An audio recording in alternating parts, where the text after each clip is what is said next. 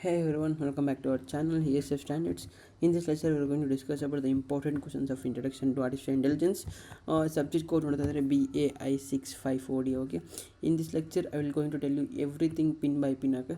So ಈ ವಿಡಿಯೋನ ಕಂಪ್ಲೀಟಾಗಿ ಅನಲೈಸ್ ಮಾಡಿ ಓದ್ಕೊಂಡ್ರೆ ಎಕ್ಸಾಮ್ಗೆ ನಿಮಗೆ 80+ ಮಾರ್ಕ್ಸ್ ಅಂತೂ ಖಂಡಿತ ಬಂದೇ ಬರೋದು. It's my guarantee from ESF side. Okay. So ವಿಡಿಯೋಗೆ ಮುಂಚೆ ನಾನು ಸ್ವಲ್ಪ ಹೇಳ್ತೀನಿ ಇನ್ಸ್ಟ್ರಕ್ಷನ್ಸ್ ಎಕ್ಸಾಮ್ಗೆ ಹೆಂಗೆ ಓದಬೇಕು ಪ್ರತಿಯೊಂದು ಕೂಡ. First of all first point ಬರೋಂಗಾದ್ರೆ ಈ ಸಬ್ಜೆಕ್ಟ್ ತೊಗೋಬಾರ್ದಾಗಿತ್ತು. ನೀವು ಫಸ್ಟ್ ಆಫ್ ಆಲ್ ಓಪನಾಗಿ ಹೇಳ್ತಿದ್ದೀನ.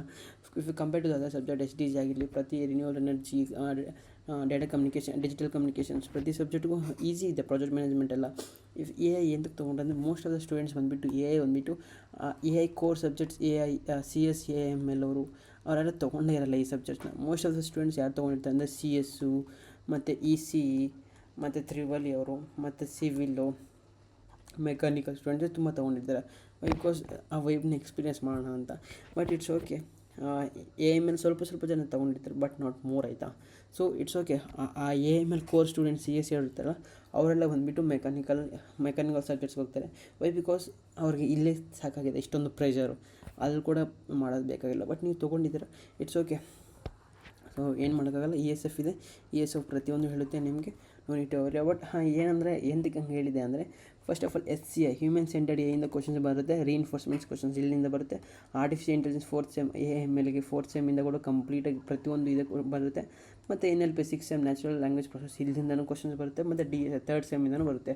For all AML core subjects ತೊಗೊಂಡು ನಿಮ್ಗೆ ಒಂದು ಸಬ್ಜೆಕ್ಟ್ ಕೊಟ್ಟಿರ್ತಾರೆ, ಅದೇ ಆಪ್ಷನಲ್ ಸಬ್ಜೆಕ್ಟ್ ಥರ ಚೂಸ್ ಮಾಡೋಕ್ಕೆ ಪ್ರತಿ ಸಬ್ಜೆಕ್ಟ್, ಆಯಿತಾ. ಸೊ ಅದಕ್ಕೆ ಹೇಳಿದ್ದು ಸ್ವಲ್ಪ ಡಿಫಿಕಲ್ಟ್ ಇರುತ್ತೆ. ಬಟ್ ಓಕೆ, ಪ್ರತಿಯೊಂದು ನಿಮಗಿನ 2 ಡೇಸ್ ಟೈಮ್ ಇದೆ. You can go through that easy ಅಂತ ಹೇಳ್ತೀನಿ ಕೂಡ. ಬಟ್ ಒನ್ ಥಿಂಗ್, ಪ್ರತಿ ಸಬ್ಜೆಕ್ಟ್ಗೂ ಆನ್ಸರ್ಸ್ ಅಪ್ಲೋಡ್ ಮಾಡಿದ್ದೆ, ಬಟ್ ಈ ಸಬ್ಜೆಕ್ಟ್ಗೆ ಅಪ್ಲೋಡ್ ಮಾಡೋಕ್ಕಾಗಲ್ಲ. ವೈ ಬಿಕಾಸ್ AML ಬೇಕಾದ್ರೆ ನಿಮಗೆ ಡ್ರೈವ್ ಕೊಡ್ತೀನಿ, ಅದ್ರಲ್ಲಿ ಕಂಪ್ಲೀಟಾಗಿ ಸ್ಕ್ರಿಬಲ್ ಆಗಿರುತ್ತೆ ಎಲ್ಲ ಸಬ್ಜೆಕ್ಟ್ಸು. ನೋಡಿ ಹೇಳಿದ್ನಲ್ಲ ಈ ಸಬ್ಜೆಕ್ಟ್ಸ್ ಎಲ್ಲ ಪ್ರತಿಯೊಂದು. ಸೊ ಅದರಿಂದ ನಾನು ಟ್ರೈ ಮಾಡ್ತೀನಿ. ಕಮೆಂಟ್ ಮಾಡಿ ಯಾರಿಗನ್ನ ಬೇಕಾದರೆ ನಾನು ಅಪ್ಲೋಡ್ ಮಾಡೋಕ್ಕೆ ಟ್ರೈ ಮಾಡ್ತೀನಿ. ಇನ್ ಟೆಲಿಗ್ರಾಮ್ ಇದು ಪ್ರತಿಯೊಂದು ಕೂಡ ಟೆಲಿಗ್ರಾಮಲ್ಲಿ ನಿಮಗೆ ಸಿಗುತ್ತೆ ಫಾರ್ ಆ್ಯಕ್ಚುಲಿ ಫಾರ್ ಫ್ರೀ, ಆಯಿತಾ. ಅದರಿಂದ ಸೊ ಎಕ್ಸಾಮ್ಗೆ ಹೆಂಗೆ ಬರಬೇಕಂದ್ರೆ, how to write your exam means first definition very important ಆಗಿರುತ್ತೆ. ಡೆಫಿನೇಷನ್ ಏನು ಎಕ್ಸಾಕ್ಟ್ ಡೆಫಿನೇಷನ್ ಅದೇ ಬರೋಕ್ಕೆ ಟ್ರೈ ಮಾಡಿ. ಮತ್ತು ಟೈಪ್ಸ್ ಇದೆ ಟೈಪ್ಸು, ಸ್ಟೆಪ್ಸು ಏನಿದೆ ಸ್ಟೆಪ್ಸು, ಮತ್ತು ಡೈಗ್ರಾಮ್ ಇದ್ದರೆ ಡೈಗ್ರಾಮ್ ವೆರಿ ಇಂಪಾರ್ಟೆಂಟ್ ಇದತ್ತ. ಈ 2 ಸ್ಟೆಪ್ಸ್ ವೆರಿ ಇಂಪಾರ್ಟೆಂಟ್. ಆಮೇಲೆ explanation write your own words ಅಂತ ಈ 3 ಸ್ಟೆಪ್ಸ್ ಫಾಲೋ ಮಾಡಿಬಿಟ್ರೆ ಈಸಿಯಾಗಿ ನೀವು ಎಕ್ಸಾಮಲ್ಲಿ ಮಾರ್ಕ್ಸನ್ನು ಗೇನ್ ಮಾಡ್ಬೋದು. ಸೊ ಗೂಗಲ್ ಡ್ರೈವಲ್ಲಿ ಆಲ್ರೆಡಿ ಅಪ್ಲೋಡ್ ಆಗಿದೆ, 136ಗೆ ಅಪ್ಲೋಡ್ ಮಾಡಿಬಿಟ್ಟಿದ್ದೀವಿ ನಾವು. ನೀವು ನೋಡಿದ್ರೆ ನಿಮಗೆ AML ಅಂತಿದೆಯಲ್ಲ ಇಲ್ಲಿ, ಮತ್ತು CSD 3rd ಸೆಮ್ AML ಇನ್ನೊಂದು ಇದೆ drive. So actually it's a paid one, ಆಯಿತಾ. ಸೊ ಅದರಿಂದ ನಾವು ಅಪ್ಲೋಡ್ ಮಾಡಿಲ್ಲ. ಇಲ್ಲಿ ಕ್ವಶನ್ಸ್ ಎಲ್ಲ ಅಪ್ಲೋಡ್ ಆಗಿಬಿಟ್ಟಿರುತ್ತೆ. So for other students. So module 1 start ಮಾಡೋ ಮುಂಚೆ ಯಾರನ್ನ ಸಬ್ಸ್ಕ್ರೈಬ್ ಮಾಡಿಲ್ಲ ಸಬ್ಸ್ಕ್ರೈಬ್ ಮಾಡೋಕ್ಕೆ ಟ್ರೈ ಮಾಡಿ. ಆ್ಯಕ್ಚುಲಿ ನಮ್ಮ ಎಫರ್ಟ್ಸ್ ತುಂಬ ಇರುತ್ತೆ. ಸೊ ಬಟ್ ನೀವು ಸಬ್ಸ್ಕ್ರೈಬ್ ಮಾಡಿದೆ ಜಸ್ಟ್ ವಾಚ್ ಮಾಡ್ಬಿಟ್ಟು ಹೋಗ್ತಾ ಇರ್ತೀರ. ಫಾರ್ ನೆಕ್ಸ್ಟ್ ಸೆಮ್ಸ್ ಎಲ್ಲ ನಿಮಗೆ ವೀಡಿಯೋಸ್ ಇದೇ ಥರ 7th ಸೆಮ್ಗೆ ಬೇಕು ಅಂದರೆ ಜಸ್ಟ್ ಒಂದು ಲೈಕ್ ಮಾಡಿಬಿಟ್ಟು ಒಂದು ಸಬ್ಸ್ಕ್ರೈಬ್ ಮಾಡಿಬಿಡಿ. Only 8% students R subscribing, remaining others R not subscribing. Please do it the subscription, ಆಯಿತಾ. ಸಬ್ಸ್ಕ್ರಿಪ್ಷನ್ ನೋಡಿ ಸಬ್ಸ್ಕ್ರೈಬ್. ಓಕೆ ಮಾಡ್ಯೂಲ್ 1 ಹೋಗೋಣ. ಮಾಡ್ಯೂಲ್ 1 ಇಟ್ಸ್ ಓಕೆ, ಆಗಿದ್ದೆಲ್ಲ ಹೋಗಿದೆ, ಇನ್ನೇನು ಮಾಡೋಕ್ಕಾಗಲ್ಲ. ಸೊ ತೊಗೊಂಬಿಟ್ಟಿದ್ದೀರಾ, ಪರವಾಗಿಲ್ಲ. ಓಕೆ. ಸೊ ಸೀನಿಯರ್ಸ್ನೆಲ್ಲ ಕೇಳಬೇಕಾಗಿತ್ತು, ಬಟ್ ಕೇಳಿಲ್ಲ ನೀವು. ಇಟ್ಸ್ ಓಕೆ, ತೊಗೊಂಡಿದ್ದಾರೆ. ESF ಇದೆ, ನೆವರ್ ರಿಗ್ರೆಟ್. ನಾನು ಪ್ರತಿಯೊಂದೇ ಹೆಲ್ಪ್ ಮಾಡ್ತೀನಿ. ಓಕೆ. ಡಿಫೈನ್ ಮಾಡ್ಯೂಲ್ 1 ನೋಡೋಣ. ಮಾಡ್ಯೂಲ್ 1 ಈಸಿಯಾಗಿ 20/20 ತೊಗೋಬೋದು. ಡಿಫೈನ್ ಆರ್ಟಿಫಿಷಿಯಲ್ ಇಂಟೆಲಿಜೆನ್ಸ್ ಏನು ಮತ್ತು explain the characteristics of artificial intelligence ಅದ intelligent agents with an example ಆಯಿತು. ವೆರಿ ಇಂಪಾರ್ಟೆಂಟ್ ಕ್ವಶನ್ ಆಗುತ್ತೆ. Artificial task domain artificial intelligence very important. ಮತ್ತು PS ಅಂದರೆ representation agent real world example ಇದೆ. ಇದು ವೆರಿ ಇಂಪಾರ್ಟೆಂಟ್ ಆಗುತ್ತೆ. So from this module 3 of the question 1 of the question ನಿಮಗೆ exam ಬಂದೇ ಬರುತ್ತೆ ಫಾರ್ 10 ಮಾರ್ಕ್ಸ್, ಆಯಿತಾ. For 10 marks very fix questions ಆಗಿರ್ತವೆ ಎಲ್ಲ, ಆಯಿತಾ. So list and explain the types of intelligence agents ಮೇಲೇನೋ ಹೋಗ್ಬಿಟ್ಟಿದೆ, ಬಟ್ ಅವ್ರಿಗೆ ಇನ್ನೊಂದ್ಸರಿ ಹೇಳಿ.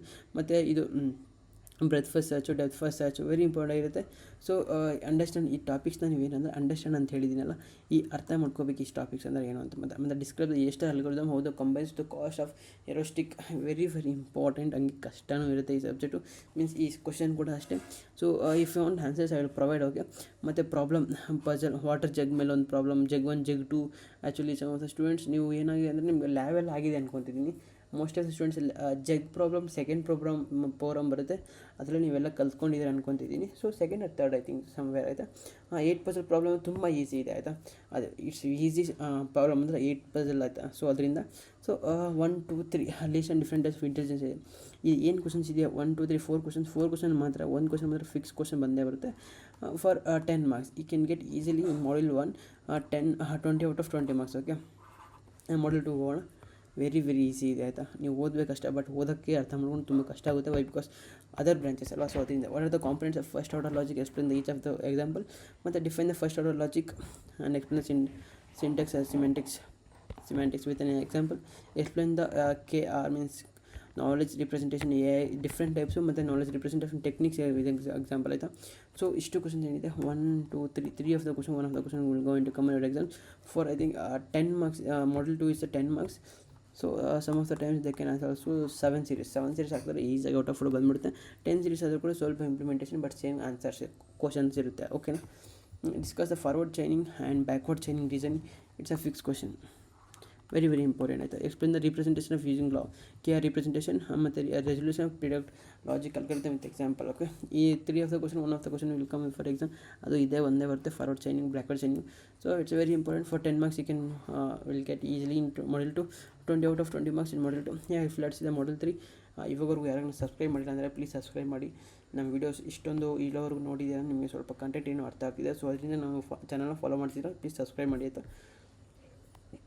model 3 ನೋಡೋಕ್ಕಾದ್ರೆ ಸ್ಟೇಟ್ ಬಯಸ್ ಥೆರಮ್ ನೋಡಿ. ಈ ಬಯಸ್ ಥೆರಮ್ ಎಲ್ಲ NLP ಅಲ್ಲಿರುತ್ತೆ. ಓಕೆನಾ, ಪರವಾಗಿಲ್ಲ.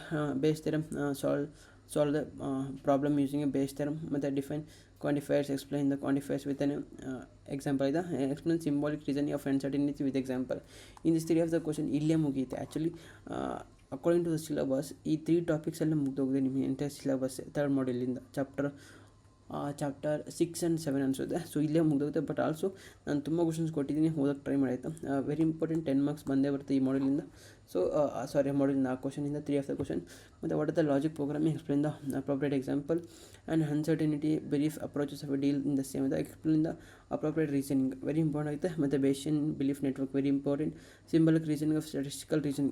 ಇನ್ this 1 2 3 4 5 of the question. In 5 of the question, one of the question will come going to your exam. So one question ಬಂದೇ ಬರುತ್ತೆ. ಸೊ 10 marks ಇದೆ. One of the question going to come in your exam. So very please everyone just read that. Okay. Minimax search algorithm, game tree example, very important ಆಗುತ್ತೆ. ಮತ್ತು draw and explain the architecture of NLP, very easy ಅಂತ ಹೇಳ್ತೀನಿ.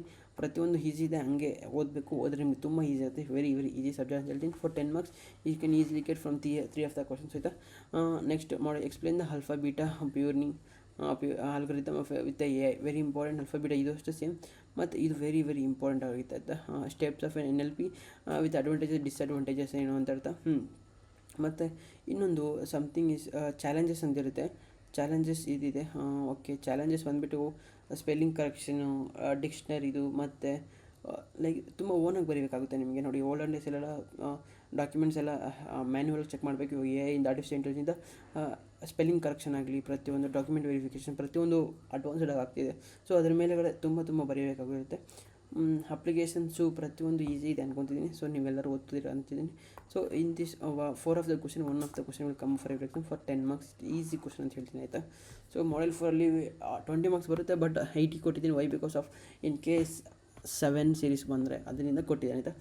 Otherwise you can get easily 90 100 out of 100 in this subject. Easy subject, but if you understand everything. But topics will be tricky and difficult. Okay, so that's all. What is the expert system and least explain the various expert systems, very important. ID3 algorithm very difficult, but also try to read. Okay, describe the supervised unsupervised reinforcement learning with an example. Okay, very important ಆಗಿರುತ್ತೆ. So in 3 of the question, 1 of the question is going to fix for your exams. So you can see here, I think ID3 is ML, supervised HCAI.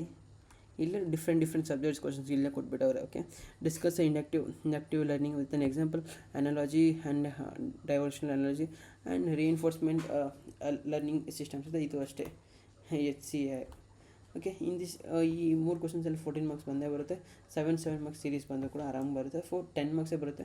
So ಈ can go through 20 out of 20 ಈಸಿಯಾಗಿ ಬರುತ್ತೆ ಈ ಮಾಡೆಲಿಂದ ಕೂಡ. So 7 marks ಆದರೂ ಕೂಡ ನಿಮಗೆ 80+ 85+ marks ಬಂದೇ ಬರುತ್ತೆ ಎಕ್ಸಾಮ್ಗೆ. So no need to worry about if you want answer ನನಗೆ ಕಮೆಂಟ್ ಮಾಡಿ ಆನ್ಸರ್ಸ್ ಬೇಕು ಅಂತ. ಆಲ್ಸೋ ಟೆಲಿಗ್ರಾಮ್ ಲಿಂಕ್, ಪ್ರತಿಯೊಂದು ಲಿಂಕ್ ಕೂಡ ಜಾಯ್ನ್ ಆಗಿ ನಾನು ಡಿಸ್ಕ್ರಿಪ್ಷನ್ ಕೊಟ್ಟಿದ್ದೀನಿ. ಇದಾಗಿತ್ತು video. Thank you for watching till ನಾವು. ಇಷ್ಟವರೆಗೂ ನಿಮಗೆ ಏನೋ ಒಂದು means are you getting some of the knowledge means you can subscribe please everyone.